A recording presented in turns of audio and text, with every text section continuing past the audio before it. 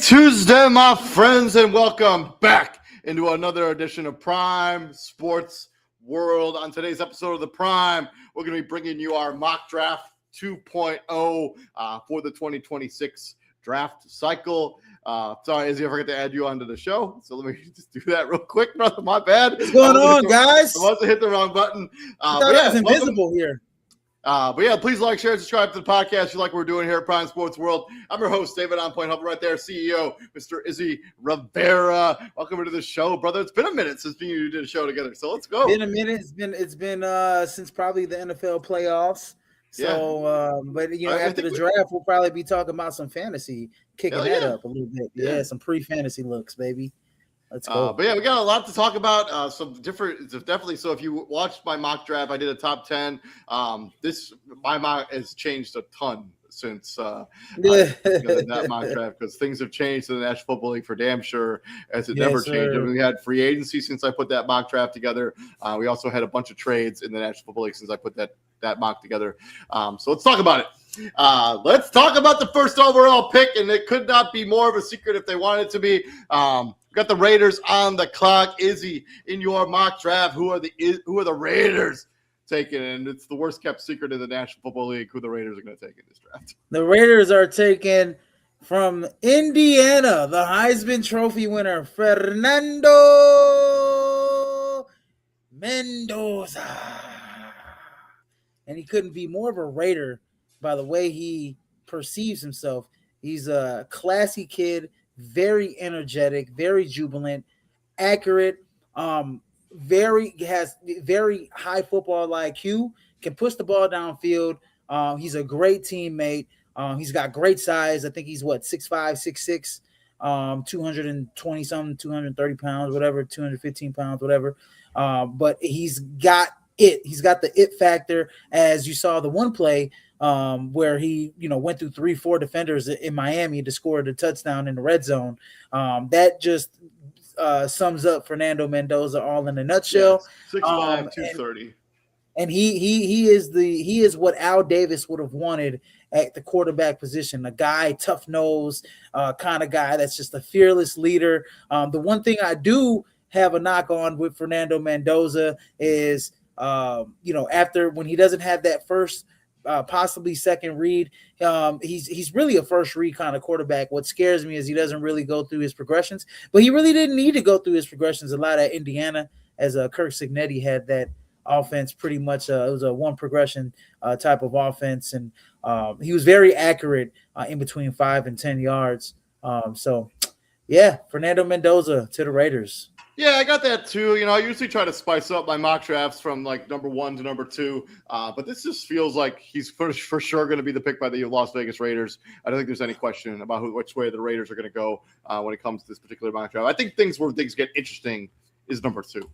Now we have the New York Jets on the clock now. I had them taking safety Caleb Downs from Ohio State, but since then I've changed it to a different Ohio State player. I have Arvell Reese, the linebacker at Ohio State, going to the Jets as an edge rusher. Obviously, they traded away Jeremiah Johnson II during this free agency cycle to the Tennessee Titans, and so they need to address edge rusher. They need to do that anyways, but Arvell Reese is probably the best edge rusher in this particular draft class, and gives you immediate upside. Those Ohio State guys always just seem to pan out in the National Football League, and I think he's going to be a good football player. 6'4", 241. He feels as safe a pick as you can make in this particular draft cycle. Yeah, I got the same guy, Arvell Reese as well. Going to the New York Jets. Not really a big particular need for them But I think they just go kind of best player available. I think at this juncture, I think when you're the Jets and you look at the roster that the Jets, I know they did some decent stuff in free agency, but they have a lot of holes in this roster. I mean, there makes no sense to draft on team needs. Like you need to be taking the best players on the board throughout your entire draft. Like, because this isn't going to be a team that's like one piece away from being super competitive. I agree. So I totally agree with that, and that's why Arvell Reese is the pick here. Is big, got prototypical linebacker size, can move sideline to sideline, plays the run great, plays the pass great. He's a freak of nature. You can actually blitz him off the edge. I know edge was kind of a need for them, but you kind of get 2-in-1 here with a linebacker and a kind of an edge need with Arvell Reese. I know he would probably be more or less like a middle linebacker, projects with that, but you can put him all over the field and he can thrive. 69 tackles last season at Ohio State, 6.5 sacks, 2 pass deflections. I mean, the dude, was a very good defensive player. Nature. Yeah, very good defensive player. Yeah, so can't miss with that guy. From there, we're going to swing into the Arizona Cardinals, who are now on the clock. Izzy, who you got the Cardinals going with the third overall pick? I'm in the same boat with the third overall pick. I think here it is. You got teams that, obviously Kyler Murray's no longer there. They got Jacoby Brissett, Gardner Minshew mania. And I think they're content with rolling those guys out this season, David, just because of next year's quarterback class. Obviously, I also think that there's nobody to take at 3 at the quarterback. Big drop off. Yeah, because right here would have been Dante Moore, but obviously Dante Moore came back to Oregon. So Dante Moore is off the table. And so now you have Ty Simpson, who's probably a tweener, late first round or early second round draft pick. So right here, you have to draft on team need. I was on the fringe a little bit, with possibly, going with Jeremiah Love, but they still have, James Conner. I know they went and got Tyler Algier from Atlanta. James Conner might be a cap cut. I don't know because he's just been banged up for the majority of the last 2 seasons. And so running back will be a need for this team, even if they brought in Tyler Algier, and they still have a plethora of just like running backs on the roster right now. So and you still got Trey Benson, Bam Knight. They like you said, a plethora of running backs. But I think they got to go with best available and who other than like Sonny Styles, going back to back Ohio State linebackers here. Sonny Styles ran a 4.3 40 in the draft. He put a clinic on the combine. Clinic at the combine and really raised his draft stock into a top 3 pick here. I got the Arizona Cardinals going Sonny Styles, but I wouldn't be surprised if they went Jeremiah Love here. I'm staying with Ohio State, but I'm going a different position. I got them taking Caleb Downs, the safety out of Ohio State, 6 feet, 206. ESPN has them ranked as the number 2 prospect in this particular cycle. The dude is just an absolute, he's a ball hawk. He's a good football player at the safe position. He's everything you want at that position. And I think the secondary is a need for the, for the Cardinals. As Buda Baker's not going to play forever. I don't remember who plays free safety for them off the top of my head, but he's the best player available. And when you're the Cardinals and you have as many needs as they have, I mean, you got to take the best player on the board. And Sonny Styles he's a very good football player. I have him going a little bit later in this mock draft, but that's just the way. Yeah. It's Dadrian Taylor Demerson, DTD. Yeah. So he's probably not, a real needle mover. So the Cardinals get a guy. Right. So, number 3 overall, Ohio State. I mean, he would have been Caleb Downs would have been if he was able to come out last year, because I think he was a true sophomore last year. He would have been a top 3 pick last year. Yeah, so the dude, yeah, he's good. From there, we got the Tennessee Titans on the clock, and I know if you're watching the show, I have not updated their logo. I was a little bit busy today, and I didn't get a chance. And if you don't know, the Titans have a new logo. If you check it out, it's pretty cool. They went back to like the Houston blue with that lighter, that lighter blue, along with the red. It looks sharp as hell. It's going to be very cool. But yeah, Tennessee Titans, new logo. Still got Cam Ward there. And then Titans on the clock at number 4 overall. I have them going with the wide receiver position. I got them taking Jordan Tyson, the wide receiver out of Arizona State. Shout out to Matthew James, big Arizona State fan there. But Jordan Tyson, I think, is number 1 wide receiver in this particular class, and the Titans have to give him some weapons. I know they kept Ridley there for this particular season, but the other guys are just they're not number ones and number twos wide receivers. You know, the kid from Eric Minor, the kid from Stanford, and then the kid who led the NFL in total yards from scrimmage this season. His name is escaping me off the top of my head, but those guys are just not big time NFL wide receivers. Jordan Tyson should be. Jordan Tyson's a hell of a pick. I actually have the Tennessee Titans going with Jeremiah Love in this situation. I'll tell you why, man. I know Tony Pollard had an okay season. Tajay Spears, okay running back, nice little change of pace, maybe third down back. But Jeremiah Love is a 3-down back. And he is a special talent. And I'm not just saying that because he's a Notre Dame. I'm a Notre Dame guy, and I love Notre Dame. But Jeremiah Love just fits it. They need the best available offensive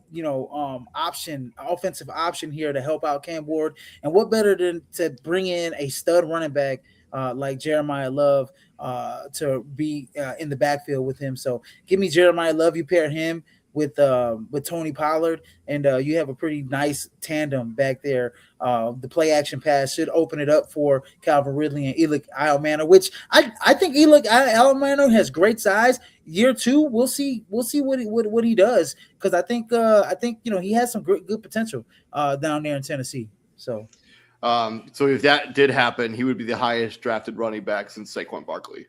So he's worth it. He's worth it. I think Jeremiah Love is totally worth being a top 5 pick.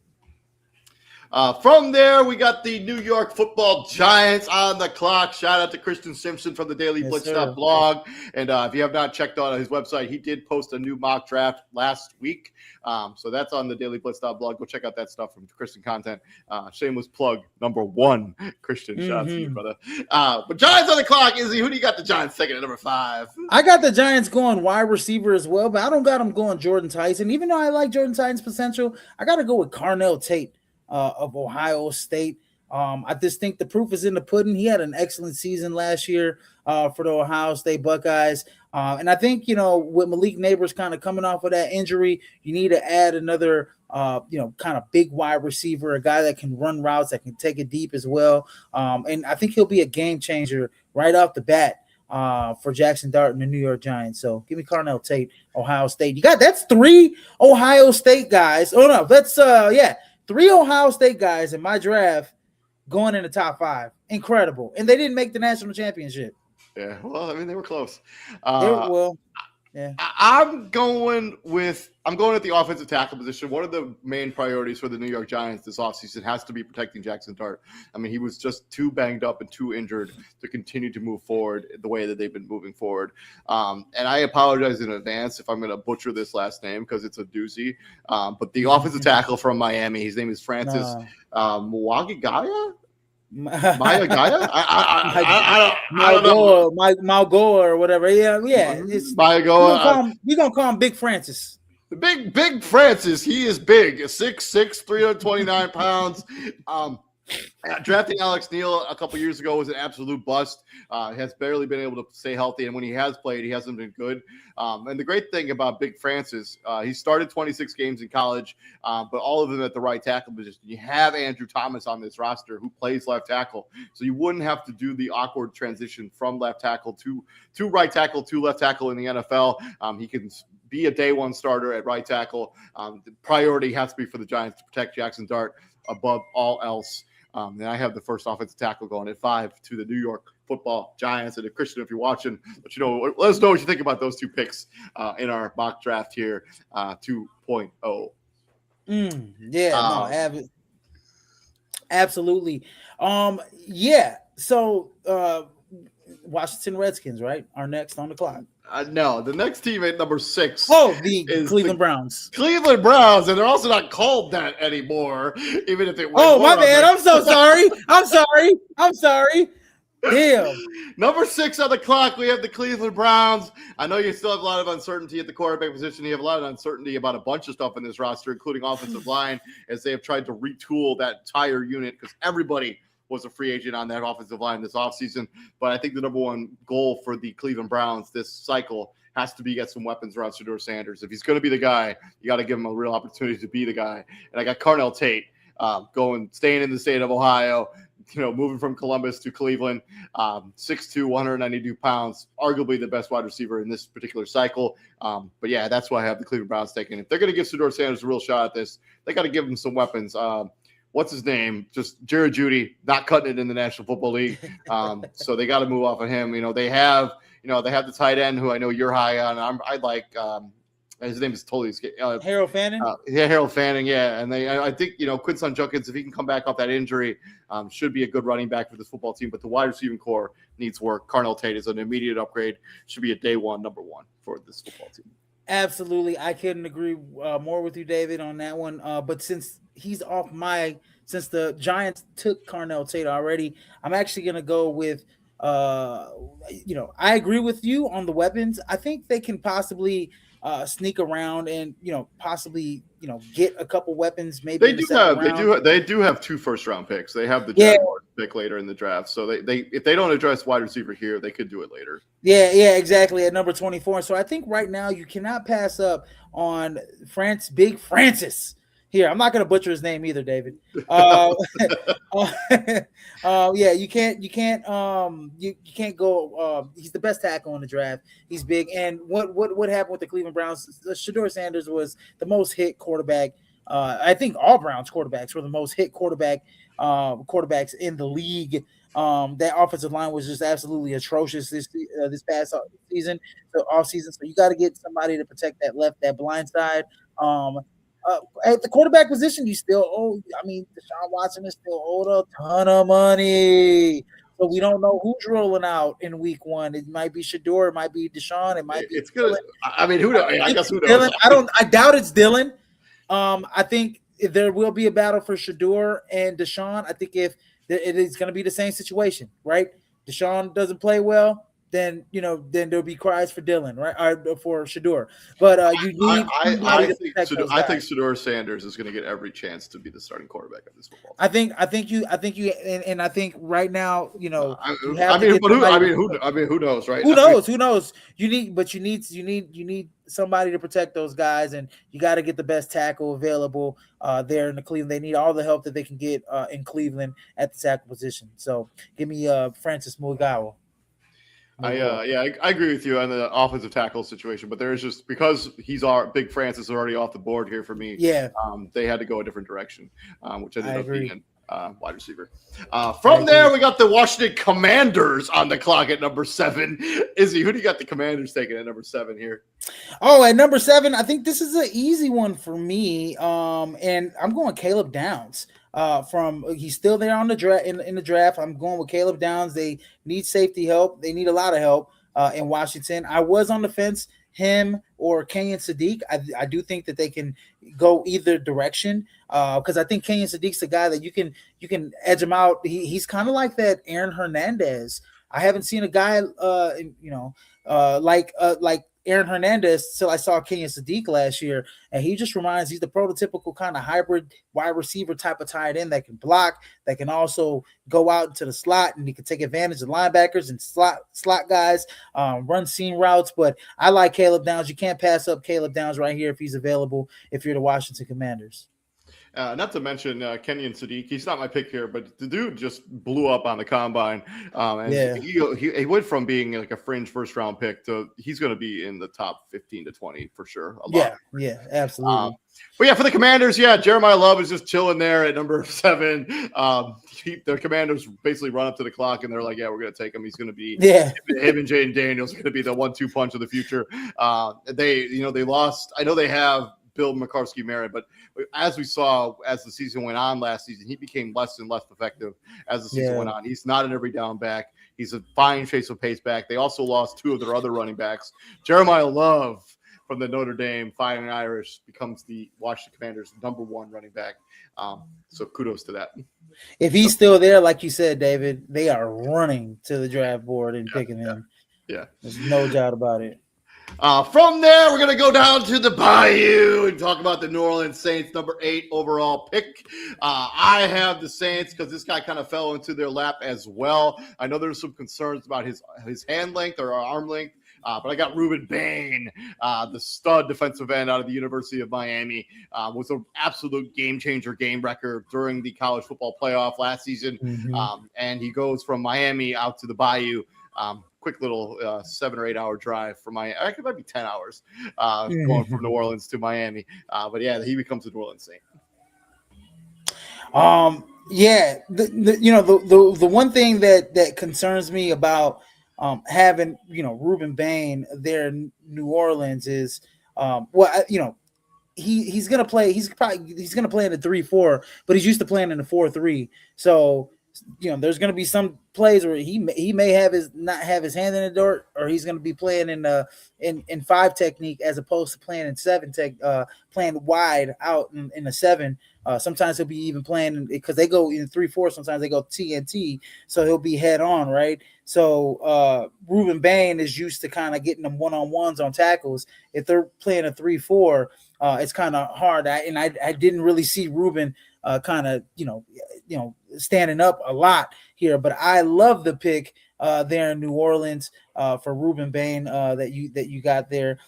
If I'm gonna go with a guy, man, I'm going Makai Lemon here from USC. I know that his draft stock was a little, with the interview and stuff, but you can't pass up on a guy that has that type of dynamic potential. On the outside, he just made play after play at USC. I know it might be a little too high for Makai Lemon, but I think that New Orleans, if we're looking at skill and how these guys are progressing in the NFL, a guy like JSN, a guy like, before him, Cooper Kupp, or a guy like Puka Nacua, you got a guy like Makai Lemon that could do it all. Slot receiver, outside, he can do a little bit of both. So yeah, I'm going Makai Lemon. This is another Kenyon Sadiq kind of fringe pick. I was on the fence here about. 100%. Yeah. So to number 9 on the clock, we have the Kansas City Chiefs. Many people had this as the possible Jeremiah Love landing point, but obviously since they brought in Kenneth Walker the third on big time money, probably not going to be in the market for a running back in this draft, at least not early. But number 9, weird to see Kansas City drafting this early when it comes to, obviously they traded away. They lost both their starting corners in free agency. Izzy, what you got the Kansas City Chiefs doing at number 9? Where's spot here at number 9 for the Kansas City? Number 9, and you want to know something? He's finally off the board. Kenyon Sadiq is a Kansas City Chief, and he is going to take that torch away from Travis Kelce. Imagine having Travis and having Kenyon on the same field at the same time.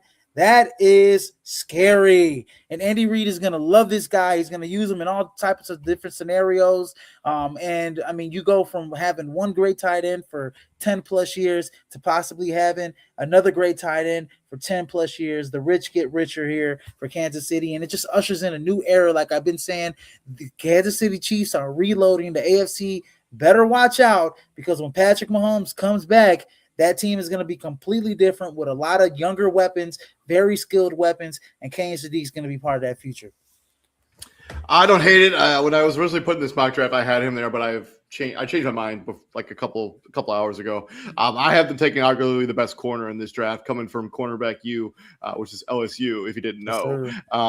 Mansour Delaney, the cornerback out of LSU, best corner in this particular draft class. You lose McDuffie. You also lose Watson via trade and free agency. At least their secondary pretty depleted right now, and it's more of a dressing need, in my opinion, than the tight end situation, because they still have Watson, who's still a tight end at the position. They have some of the other guys too. Noah Gray is also on this team. Yeah. Not Noah Gray, right? Because isn't Noah Gray the dude who played for the Bulls back in the day? It actually is Noah Gray. Okay, it actually is Noah Gray. Trey Watson is who you're thinking of. Yeah. So I got them going corner. They got to. I mean, if this team wants to compete, I mean, they're going to need a secondary given the division that they play in. It's going to be throwing the football a ton. So yeah, I got the Chiefs taking Mansour Delaney. And day one, I have to think, Patrick Mahomes is coming off that ACL injury. Day one's probably going to be Justin Fields starting in Kansas City, possibly. No, if I had a crystal ball, which I don't currently have one in my hand, but I do think that he will be ready to go for week 1. Pat somehow. Mahomes? Yeah, somehow. Are you kidding me? I think he'll He be tore ready. He tore his ACL, man. I know. The ACL. The thing is, like the recovery, the recovery timeline for the ACL recovery has for sure changed in the National Football League. Like, Jesus Christ, man. Well, but why are we rushing? Okay, this is another conversation for another day. Yeah, 100%, 100%. Moving on from there, let's talk about the Cincinnati Bengals. Lost Joe Burrow for big chunks of last season. They did sign Joe Flacco today as he continues to play in the National Football League for whatever it's worth. But I have them addressing their biggest need. I mean, they lost Trey Hendrickson in free agency, and most people have this particular player way higher on their big board than where he's going to fall in this particular mock draft. And if you watched my mock draft last time, I had him go number 2 overall. I think it was number 2 to the Jets or number 3 overall to the Cardinals. But I have David Bailey, the edge rusher out of Texas Tech, 6'3", 251 pounds, had 14 and a half sacks last season, was just an 3 forced fumbles as well. Just an absolute game changer at the edge position. And hopefully you can get a little more production out of basically was a redshirt season out of his name. I'll have to look it up, but hopefully you have those 2 guys as your edge rushers of the future, and start to actually build up a decent defense there in Cincinnati because it's been a liability for a while. I got an edge rusher going because he's still on my board, and that's Reuben Bain, the best edge rusher available. And all for the reasons that you said, you lose Trey Hendrickson. Now you get Reuben Bain, you usher in like you said, his arms are a little on the shorter end, but you can't teach speed. He's a menace around the corner, around the edge. Samar Stewart, the kid they took last year in the first round pick. Yeah, Samar Stewart, the kid from Texas. And Reuben Bain just absolutely just is a game changer and a game wrecker. So. From there, we got the 11th overall pick. We have the Miami Dolphins on the clock, who have been very busy this offseason. Obviously, they cut Tua Tagovailoa. They also cut Bradley Chubb. They also traded away Jalen Waddle. They also traded away Mika Fitzpatrick, leaving a bunch of holes on this roster. But Izzy, which hole are they going to address first in this first round? Oh man, I believe no more Tyreek Hill, no more Jalen Waddle. He got released as well. Yeah, no more Jalen Waddle, no more Tyreek Hill. So you have to start over. I'm going Jordan Tyson here down there in Miami. And I know that, they can go. Mansour Delaney is still there from LSU, but I got to go best wide receiver available, and that's Jordan Tyson at pick 11 for the Miami Dolphins. I'm also staying at the wide receiver position. You lose too much talent in it. Yeah, all good. Malik Washington goes into this offseason as the number 1 wide receiver. You just paid Malik Willis a whole bunch of money, and you basically have gutted the roster around him as a guy who's kind of trying to prove himself that he's going to be a starting caliber quarterback in the National Football League. So it's tough. Going Mekhi Lemon, the wide receiver out of the United States, out of USC, the Trojan, 5'11", 192 pounds, 79 catches last season, 1,100 yards, almost 1,200 if we're rounding. 11 touchdowns. He was probably the most prolific wide receiver in college football last season, that didn't go to like a small mid-major school that put up crazy numbers, which I'm sure that guy exists. But yeah, the guy, he had a great season last year, should make a clean transition to the National Football League, and should be a guy the Dolphins can rely on for 5 to 10 years. So Mekhi Lemon, wide receiver out of USC, going to the Miami Dolphins at number 11. From there, we got the Dallas Cowboys on the clock. They have 2 picks in this upcoming mock draft. They have this pick at 12, and then they also have the 20th overall pick. That pick came from the Green Bay Packers in the Micah Parsons trade. But looking at them, they have a bunch of needs, and one of them is glaring on the defensive side of the ball, as they look to address that. And for some reason, the way this mock draft just kind of worked out, Dallas Cowboys get a blue chip player to fall all the way to them at number 12. That's where I have Sonny Styles going to him, probably the most prolific combine performance by any linebacker in the history of the combine. 6'5", 244 pounds, 88 tackles, 1 interception, and then he also had 1 forced fumble for him as well. Just an absolute game changer at the linebacker position.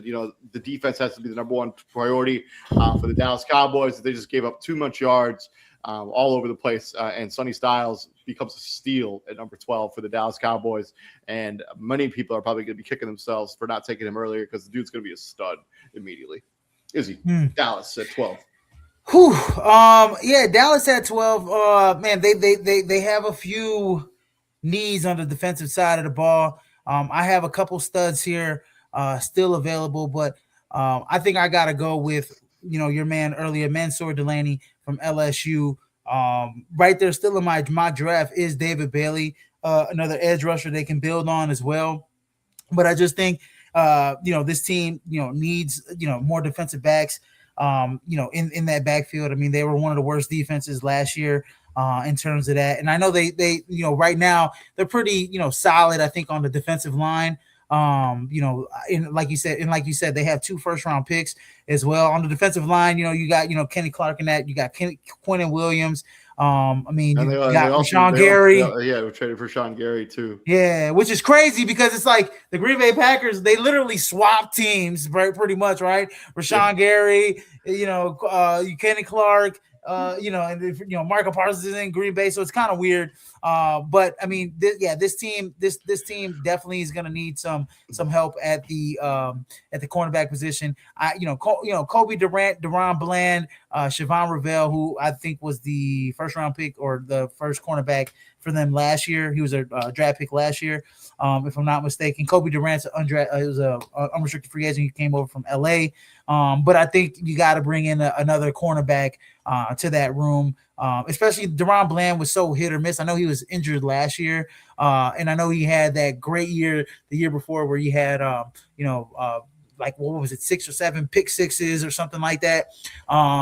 But you're gonna need a guy, another more depth at that position, and I think that's the best player available at the cornerback position. So. Moving on from there, going from pick 12 to number 13, we got the Los Angeles Rams on the clock, who dressed their secondary in a big-time way, stealing both the corners from the Kansas City Chiefs, one via trade and one via free agency. How do you got the Rams doing for this particular mock draft? 2 points. Yeah. So right there, I think right now, I mean, the Rams are just absolutely monsters on both sides of the football. I don't particularly think they need anything much on the offensive end. I think on the offensive end, they're pretty solid. But I do think they continue to build that defense. And I think if they want to compete with the Seattle Seahawks of the world and all these other teams that are great, the Niners, because the NFC West is a powerhouse. They're gonna have to continue to build on that line, and I know that line is already ferocious. They go David Bailey, best player available left here. Why not? Right? You already got a crazy defensive line. You add another edge. You can never have too many edge rushers, David. Even though he's not a team need, he just makes sense if he's still there for the LA Rams. If he's still there at 13, I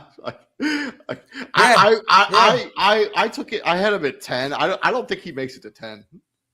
Yeah, he may not make it to 10. You're right. He may get picked before Reuben Bain. And if Reuben Bain falls to number 13, then LA picks Reuben Bain. I think they go, I think they may go. Depends on who's there. I think if you're the Rams, you have the benefit of the fact that you look at your roster, right, you don't have player needs. You're ready to go and compete for a championship tomorrow. Exactly. I will say one of their needs is probably at offensive tackle position. I'm going to have them go that direction in this particular mock draft. I have Monroe Freeling, the offensive tackle out of Georgia, just a mammoth of a human being. Although the Georgia offensive tackles have not exactly panned out in the National Football League, but this is a superhuman human being that I think will be okay in the National League. 6'7", 315 pounds. They just don't make people like that very often. And, he was one of the most improved players in college football. Went from being a guy that was barely able to be on the field to a pretty good starter for Georgia in one season. So the sky's the limit for him at the tackle position. Absolutely. He's a monster. From there, we got the Baltimore Ravens on the clock, who did a little bit of a boop skidoo on the Las Vegas Raiders, where they basically just a little bit. Man, who knows? The Ravens at number 14, they have some needs there. Obviously, they lost Tyler Linderbaum. I'm going to have them going with an interior offensive lineman. I'm not really sure how to pronounce any part of this guy's name.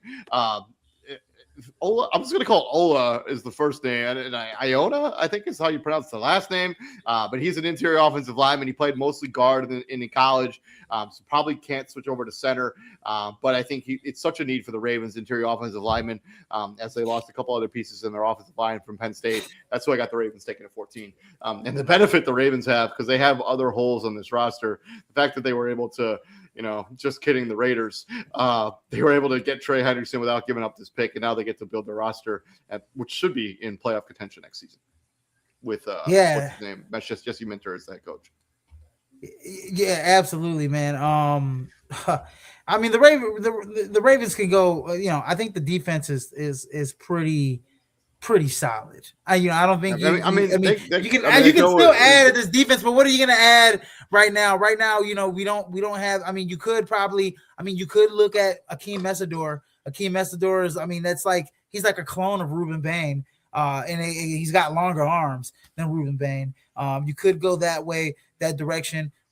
You could go, like you said, Ola Lane. You could go Monroe Freeland, who is Spencer Fano, who's another guy at Utah. You could put him at guard or tackle. But I don't like any of those guys. I actually am going to go with a little bit of a reach here at 14, and I'm actually going to go with Omar Cooper Jr. from Indiana, the wide receiver.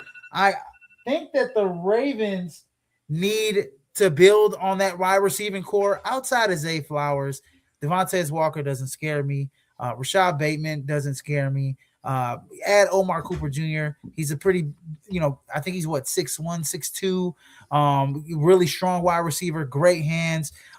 Just came up 6 foot. This is a quote to TakeThePound.com. 6 foot, 199. 69 catches, 937 catches or yards, and 13 touchdowns last season for Indiana. And he was the number, and him and Elijah Sherratt were the two top weapons for Fernando Mendoza. So I like Omar Cooper Jr. here for the Baltimore Ravens.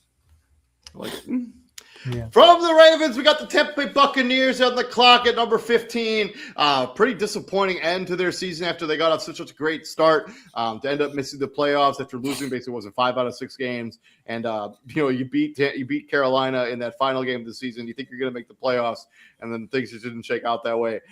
Tampa Bay now picking at number 15. They have a bunch of needs. Mike Evans just is no longer on this roster. Izzy, who do you got the Buccaneers taking at number 15? Yeah, man, it's tough, man. I mean, right now at this juncture on my mock draft, none of all the wide receivers are taken at this point. I still wouldn't declare wide receiver as a major need. I mean, they still have Emeka Egbuka, they still have Chris Godwin, and they have what's his name, McMillan, who broke out last season and spent most of last year on the injury report. So he didn't get to play much until the very end of the season. So I don't necessarily think wide receiver is this. They got the kid from Oregon as well, if I'm not mistaken. What's his name? Tez Johnson as well. Yeah. Caught a few deep balls as well. And I do like Jalen McMillan. Yeah. So like you said, no, there's no wide receivers, and they don't really need one. I don't really think they even need a tight end. They got Cade Otton. I think at this juncture, I think you just need to keep adding, keep adding to that offensive line. He's still there. I'm going to go with Ola Loani out of Penn State. You need guard. You need more depth at guard. And I think right there, the interior, you want to run the football with Bucky Irvin. Obviously, health, was a little bit of a concern down the stretch for Bucky. But, you got to continue to build on that line and add depth, and can never have too many linemen and depth on the offensive line. So he's still there. You got to take him.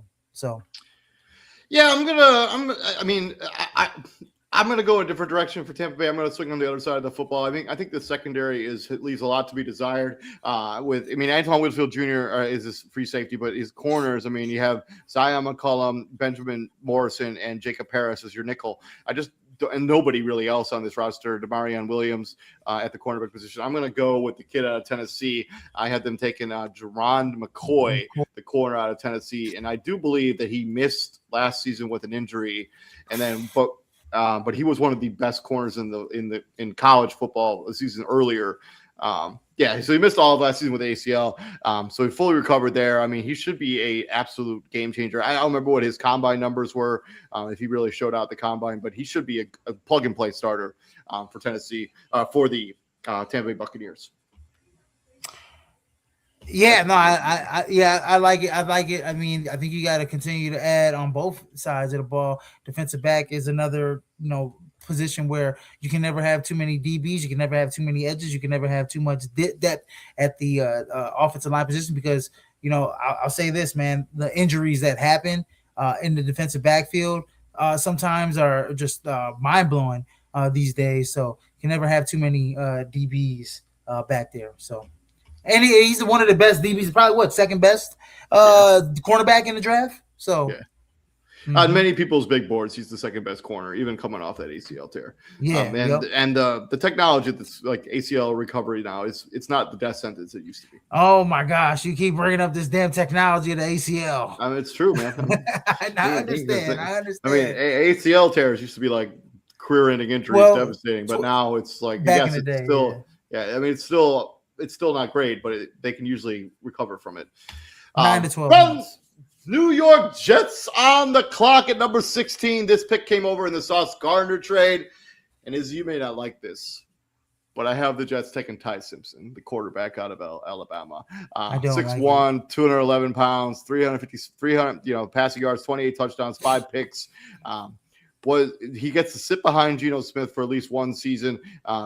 There's no guarantee that the Jets are going to be able to have. I mean, you know what? Actually, it's the Jets, so maybe they will have a top 5 pick next season. But we don't know how things are really going to shake out. They're building other stuff around this roster. The wide receiving core is, we got Garrett Wilson. They're building a pretty solid offensive line. This guy could have an opportunity to be the guy there. Ty Simpson, quarterback, going to the Jets. I don't like it because I feel like quarterback class next year. I think the Jets need to be in tank mode again this year. The quarterback class next year is a lot stronger. But I also think that given the we're just gonna if Aaron Glenn has another bad season with the Jets at the head coaching position, it would not shock me if Woody Johnson, who's one of the worst owners in the league, pulls the plug on it. Yeah. So yeah. Well, with the freaking overhaul they did on the defensive end with all those free agents, and Aaron Glenn's a defensive coach. I think they'll be fine defensively. Offensively is where the issue lies. Last season, you and I had as many sacks or many interceptions as the entire Jets roster last season. 0. That's a problem. That's a problem. That's a problem. And by the way, if you had put $10 on that on like one of those stupid like betting sites, I think you would have won like over $10,000 if you had made that bet. Yeah. Oh well, Jesus Christ. And I know Sauce is in Indianapolis, obviously the trade mid-season. This is a position that I haven't even made a pick here. I just think you got to go best player available if you're the Jets. I mean, and on my board, right now they have every need in the book on the offensive side of the ball. Not sure, there's not a wide receiver, there's not a tight end that they can go. I mean, it would be crazy to go with offensive tackle of sorts, and like I said, there's no wide receiver, there's no tight end here that's gonna make a difference for the Jets. I think they can probably possibly go get something maybe later, maybe in the second round, but I think right now you got to go best player available. And I'll go with the safety out of Oregon, Dylan Thieneman. Go with him out of Oregon. Continue to build that defense. Another combine darling who had like a really good performance at the combine. Continue to build that defense. Aaron Glenn, just shut everybody out because your offense is not going to score a damn point this season. Rolling out that whatever offense you're rolling out. So.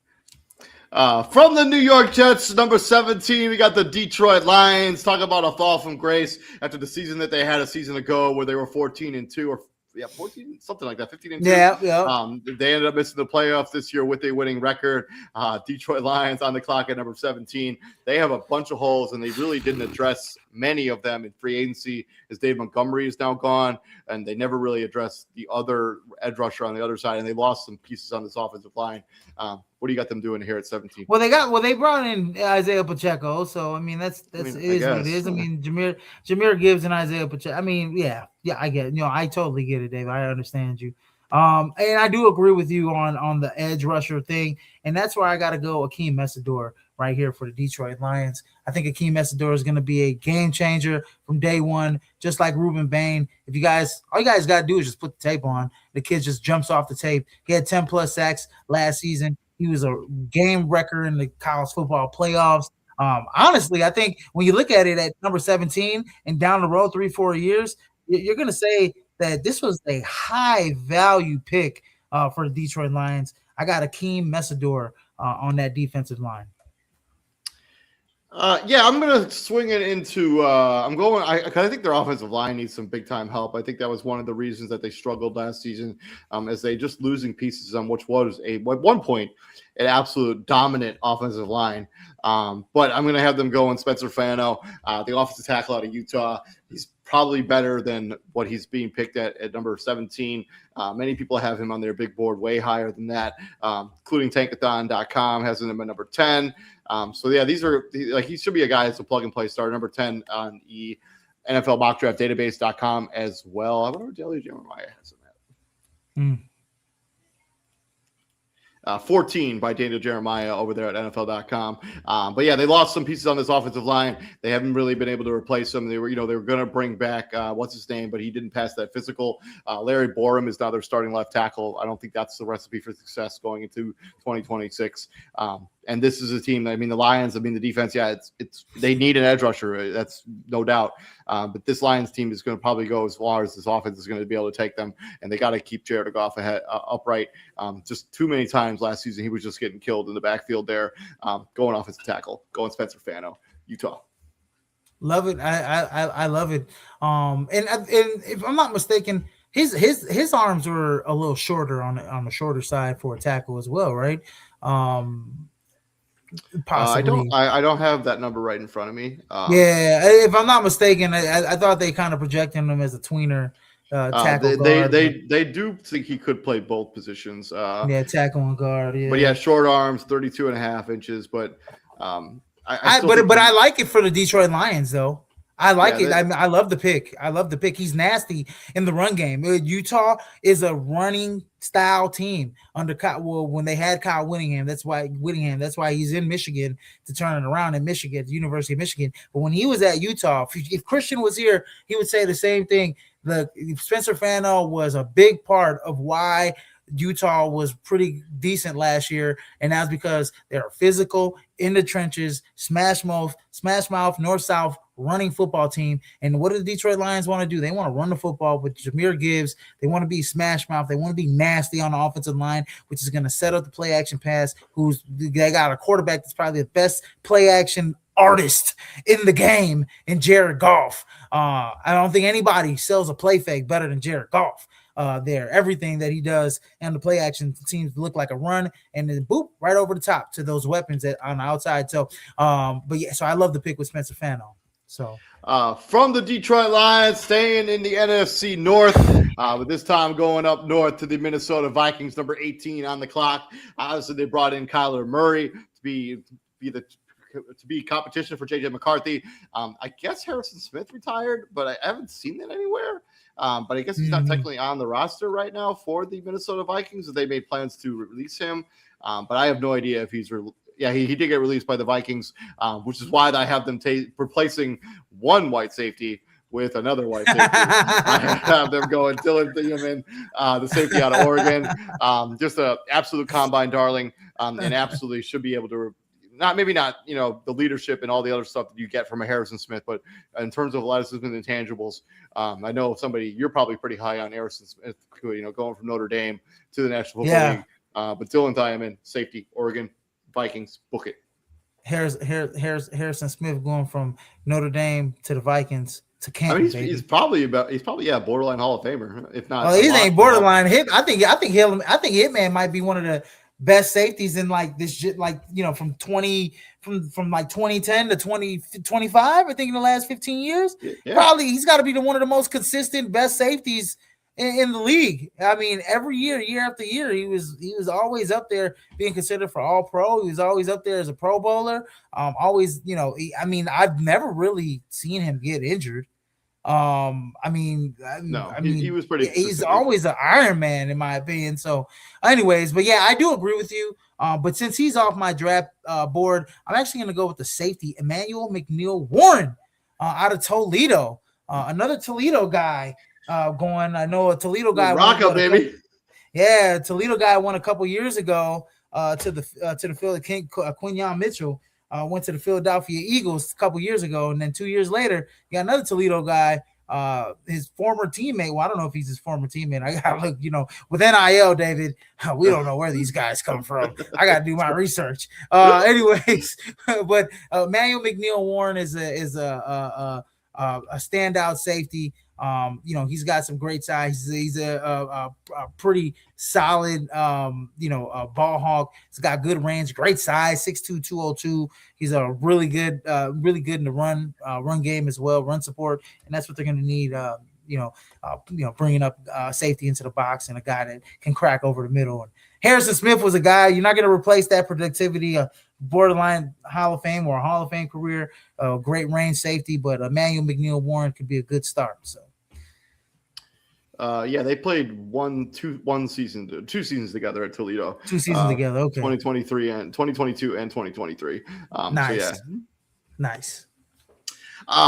Moving on from there, we have the Carolina Panthers, and now we're getting into the playoff teams. 19th overall pick as they try to build on the success they had last season with Bryce Young showing some signs, some flashes of being a franchise quarterback. Who do you have them taking here at number 19? Oh man, this is a tough one. We're getting into honestly, I'm gonna have to go with probably best need here. I know that they're pretty solid on the offensive end. I mean, they could use more weapons, but Ted McMillan was a hell of a draft pick last year. You could use some more wide receivers, but there's just no wide receiver. You can get a wide receiver in the second round if you want to. A guy like Jeremy Bernard still there. Boston's still there from Washington. Will probably be there in the second round. I think that offensive line was pretty solid last year. The defense was pretty solid as well last year. And they spent a lot of money in free agency on this defense. I mean, they brought in Devin Lloyd. They brought in Jalen Phillips. I mean, the secondary is already good with Mike Jackson, J.C. Horn, Nick Scott, Trayvon Moehrig at the safety positions. Like, they don't have a ton. Like, for a team that wasn't that good last season, like, sure, they made the playoffs, but they don't have a ton of needs. Like, no, not a ton of needs in there. But if I am going to go with some depth for them, I'm going to actually go Caden McDonald out of Ohio State, the big defensive tackle there at number 19, because why not? This is the best unit in college football, in my opinion, on the defensive side of the ball. You can say whatever you want about Indiana winning a national championship, but the proof is in the pudding. There weren't any Indiana guys getting drafted in the first round besides Omar Cooper Jr. and Fernando Mendoza, obviously. But on that defensive side of the football, you might see some guys in the second round, but Ohio State was littered with NFL talent. This guy's a game changer. He's a pocket pusher, and he'll from day one. I think the Carolina Panthers will love him. You can put him, right there at nose tackle if you want to, or either defensive end position, straight up head over in the TNT look out of the 3-4. So I do like Caden McDonald there at that pick.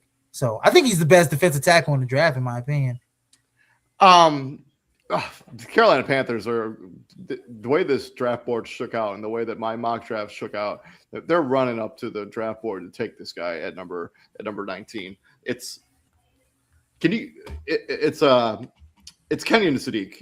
Get the fuck out of it. I'm sorry for my language, but holy shit, he's still on the draft board. He's sitting there at 19. The Panthers have a major need at the tight end position. I mean, Jontavian Sanders cannot stay healthy. Tommy Tremble is more of a blocking tight end than anything else. Philippe Franks is just not an NFL player. And Mitchell Evans, I don't know a ton about, but they have a major need at tight end. This guy is just sitting there at 19. He fell pretty far in the draft, because you just look at it like the Bengals, yeah, they could take a tight end, but they have other needs. The Dolphins, they have the Dalen Waller there, but yes, they could take a tight end, but they have bigger needs. The Cowboys don't really need him. They have Ferguson. The Rams have a bunch on their roster. The Ravens have Mark Andrews. The Buccaneers, they have Cade Otton. And the Jets, yes, he could go there, but I think the Jets also have other needs, and I think they do like what's his name on that roster right now. Detroit, they have they have Laporta. The Vikings have TJ Hawkinson. And the Panthers, the way this just shook out, he's the best. The team player. He just shook out this way. And yeah, Kenyon Sadiq ends up becoming a Carolina Panther. He ends up becoming, Bryce Young's best friend.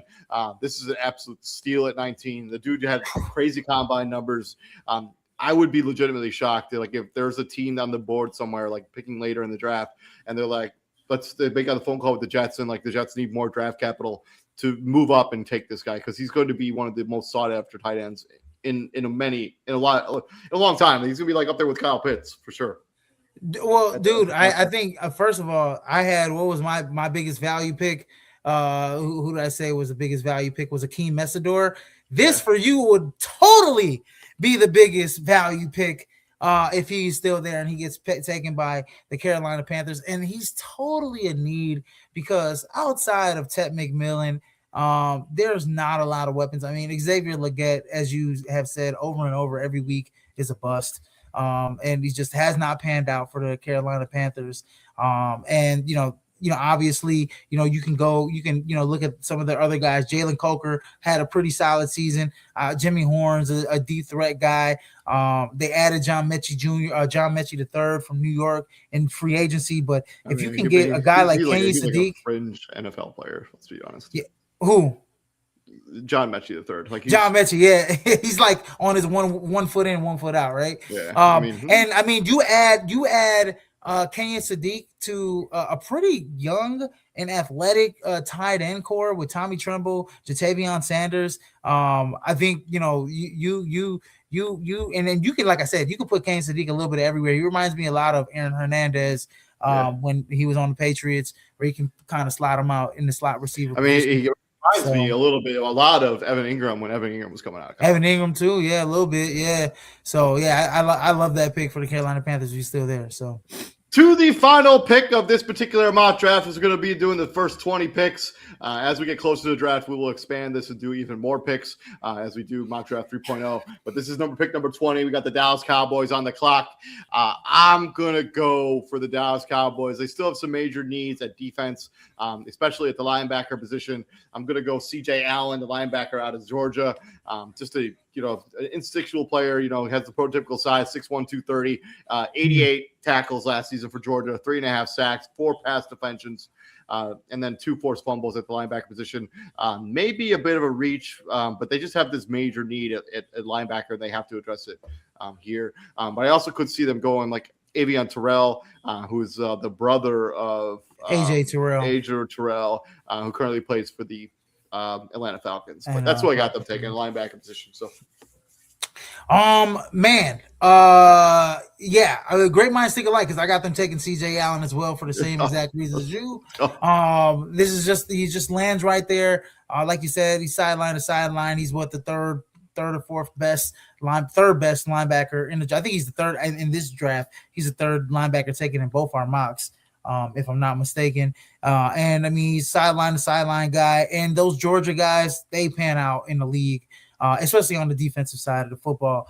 So you really, you can't miss on a Georgia defensive guy. Coached well by Kirby Smart, and CJ Allen's gonna give you a lot there in Big D. So I like that pick for them at 20. Yeah. But yeah, thank you very much for joining us. This has been our NFL Mock Draft 2026 2.0 edition. As we did the first 20 picks, let us know what you thought about any of our selections down in the comments section. I'm, of course, David On Point Humpin, right there, CEO Izzy Rivera. And please like, share, and subscribe to the podcast if you like what we're doing here at Prime Sports World. Izzy, what we do here at the Prime, my friend? We bring the heat, ladies and gentlemen. Let's go. Bring the heat. We will be back tomorrow, bringing you the UFL preview for week number 1, getting into the nitty gritty as the UFL is about to kick off. And then we're going to bring you on Thursday our WWE show as we continue to have the content rolling here at Prime Sports World. And we will see you guys all later. You all have a good weekend. Peace out, brother. Peace out.